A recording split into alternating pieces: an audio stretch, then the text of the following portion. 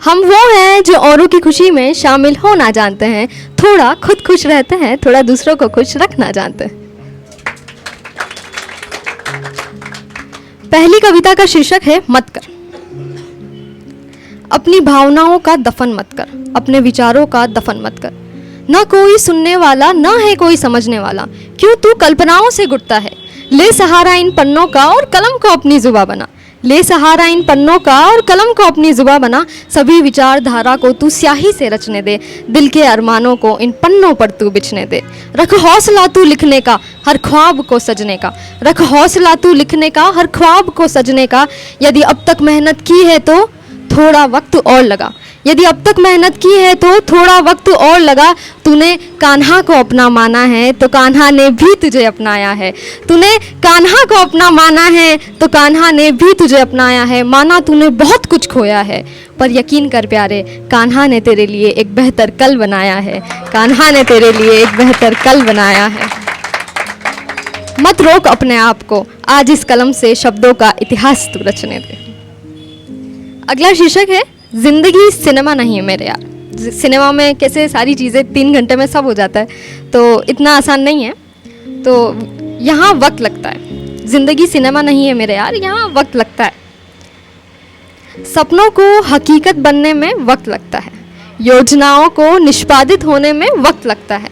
और सही भी है, अगर सारे सपने पूरे हो जाएंगे तो ज़िंदगी जीने की उल्लास खत्म हो जाएगी। तो कुछ अधूरे सपनों पे लिखा है, गौर फरमाइएगा कि इन अधूरे सपनों के साथ एक उड़ान फिर भरते हैं, इन अधूरे सपनों के साथ एक उड़ान फिर भरते हैं। इन तिल मिलाते कदमों के साथ एक सीढ़ी और चढ़ते हैं, इन अधूरे सपनों के साथ एक उड़ान फिर भरते हैं। इन तिल मिलाते कदमों के साथ एक सीढ़ी और चढ़ते हैं, और बिना किसी डर दहशत खौफ के हंसते मुस्कुराते खिलखिलाते जिंदगी का सफ़र तय करते हैं।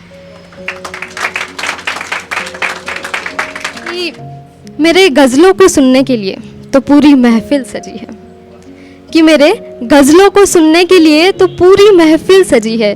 तुम मेरी खामोशी को सुन लेना, बस यही मेरी अर्जी है। कि मेरे शब्दों को लोगों को महसूस करते देखा है, कि मेरे शब्दों में लोगों को महसूस करता देखा है। तुम्हें मेरे चेहरे को आंखों से पढ़ते देखा है। मगर वक्त बीता और मेरी खामोशी को उन्होंने समझा ही नहीं था, कि मेरी खामोशी को उन्होंने समझा ही नहीं था। मेरी आदतों को उन्होंने परखा ही नहीं था, मेरी आंखों में इश्क को ढूंढा ही नहीं था, कि जो मैंने महसूस किया उन्होंने उसे समझा ही नहीं था। हम तो कभी कह ही नहीं पाए, शब्दों को लफ्ज़ों में ला ही नहीं पाए, बस इस इंतज़ार में बैठे हैं कि कभी ना कभी कहीं ना कहीं उन्हें ये एहसास खींच लाए और वो बस समझ जाए। दो मेरी इश्क पे सबसे फेवरेट मेरी सिग्नेचर पोइट्री है, मैं जहाँ भी जाती हूँ ये करती हूँ। तो पहली है इश्क का पैगाम, तो कुछ इस तरह है, गौर फरमाइएगा, बहुत मज़ा आने वाला है। कि इश्क का पैगाम आप लाओ तो सही, हम नज़रें बिछाएं बैठे हैं।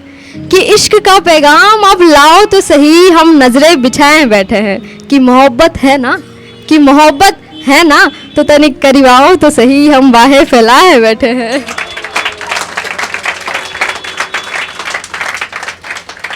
अच्छा, इश्क होना और इश्क के मुकम्मल होने में फ़र्क होता है। अब इश्क होना और मुकम्मल होने में फ़र्क होता है, तो इस पे लिखा है कि कभी कभी तो हम खुद भी ये सोचने पर मजबूर हो जाते हैं, कि कभी कभी तो हम खुद भी ये सोचने पर मजबूर हो जाते हैं कि कमबख्त अभी तो इश्क हुआ ही नहीं, कि कमबख्त अभी तो इश्क मुकम्मल हुआ ही नहीं, और हम इतना कुछ लिख देते हैं। बेशक जिस दिन इश्क होगा ना, हमारी कलम की स्याही भी कम पड़ जाएगी, हमारी कलम की स्याही भी कम पड़ जाएगी। पहली बार एक इंग्लिश पोइट्री भी टाइप की है। ये टॉपिक है डियर गर्ल्स, तो कुछ इस तरह है। Dear girls, wear your makeup that makes you look good, acquire the knowledge that makes you feel confident, wear your bracelet which makes your hands look pretty, but have a degree that makes your signature pretty, grab the accessories that best suits your outfits. Grab the opportunities which best suits your bank balance. Wear your shoes you are most comfortable with. Stand on your feet which best represents you.